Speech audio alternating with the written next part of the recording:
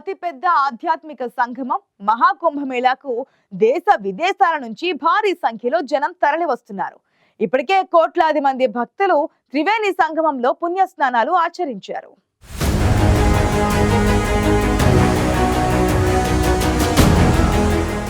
ప్రయాగ్రాజ్ ప్రాంతంలోని త్రివేణి సంగమంలో ప్రధాని మోదీ పుణ్యస్నానం చేశారు. త్రివేణి సంగమంలో గంగాదేవిని, సూర్యుడిని స్మరిస్తూ రుద్రాక్షలతో జపం చేశారు. అనంతరం నదికి పాలు, పూలు, నీటిని సమర్పించి హారతి ఇచ్చారు ప్రధాని.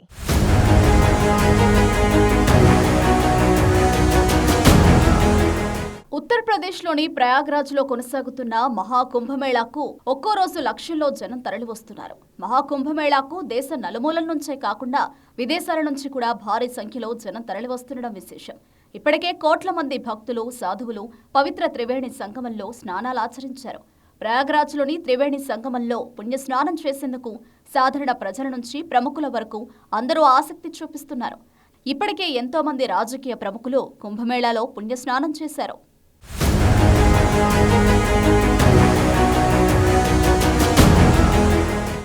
దేశంలోని అతిపెద్ద ఆధ్యాత్మిక సంగమం మహాకుంభమేళాలో ప్రధానమంత్రి నరేంద్ర మోదీ పాల్గొన్నారు.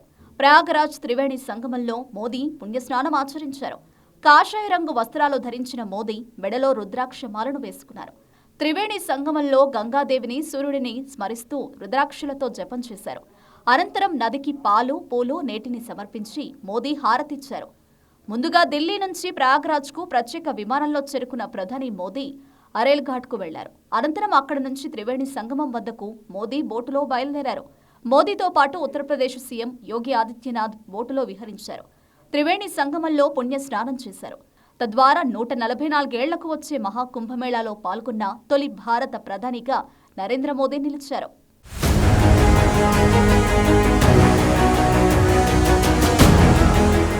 మహాకుంభమేళా సందర్శన తనకు లభించిన ఆశీర్వాదమని ప్రయాగ్రాజ్ పర్యటన అనంతరం ప్రధాని మోదీ ఎక్స్లో పోస్టు చేశారు.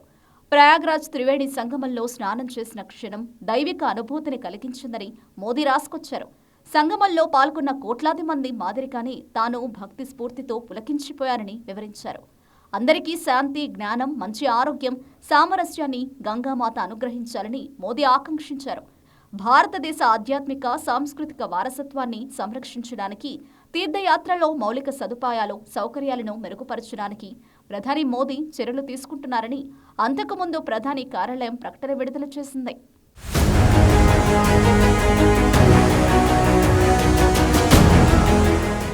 144 ఏళ్లకోసారి వచ్చే ఈ మహాకుంభమేళా ప్రయాగరాజ్లో జనవరి 13న ప్రారంభమైంది. 45 రోజుల పాటు కొనసాగనున్న ఈ మహాకుంభమేళాలో పాల్గొనేందుకు దేశ నలుమూలల నుంచి ప్రయాగరాజ్కు తరలివస్తున్నారు. అంతేకాదు విదేశాల నుంచి కూడా కుంభమేళాకు భారీ సంఖ్యలో తరలివస్తున్నారు.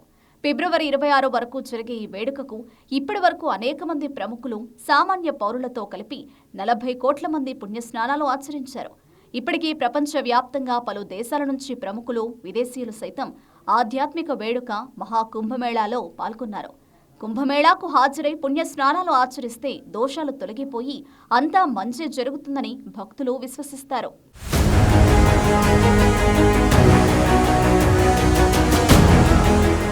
144 ఏళ్ల తర్వాత జరుగుతున్న మహాకుంభమేళా కావడంతో భక్తులు ప్రయాగ్రాజ్కు పెద్ద సంఖ్యలో తరలివస్తున్నారు. మహాకుంభమేళాను పురస్కరించుకుని వస్తున్న భక్తుల తాకిడితో ప్రయాగ్రాజ్తో పాటు పరిసర ప్రాంతాలు రద్దీగా మారాయి. శృంగ్వేర్పూర్, చిత్రకూట్, వారణాసి, మా వింధ్యవాసిని ధామ్, నైమిసారణ్య, అయోధ్య వంటి పుణ్యక్షేత్రాలకు సందర్శకుల సంఖ్య భారీగా పెరిగింది. దేశంలోని 13 అఖాడాల నుంచి సాధువులు, బాబాలు, అఘోరీలు పెద్ద సంఖ్యలో మహాకుంభమేళాకు తరలివస్తున్నారు. దేశంలోని నలుమూలల నుంచి మాత్రమే కాదు, విదేశాల నుంచి కూడా భక్తులు అంచనాలకు మించి తరలివస్తున్నారు. మరోవైపు భారీగా తరలివస్తున్న జనంతో శాంతి భద్రతల్ని కాపాడడం ప్రయాగ్రాజ్ పోలీసులకు కత్తిమీద సాములా మారింది.